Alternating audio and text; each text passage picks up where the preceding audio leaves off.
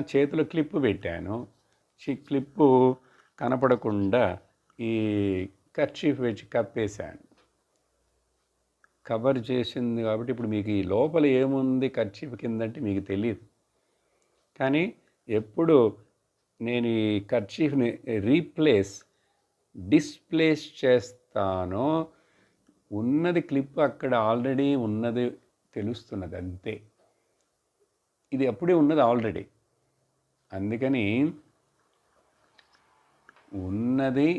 ఉన్నదిగా తెలుసుకోవడమే. కొత్తగా ఏమీ చేయలేదు, ఏమి సృష్టించలేదు.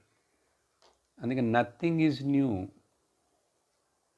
కానీ ఈ కవర్ అయి ఉండుట చేత, ఆవరణము చేత తెలుసుకోలేకుండా తిప్పలు పడుతున్నాం. వేరేదో చూస్తూ వేరేదో తెలుసుకుంటూ అది సత్యం అనుకుంటాం.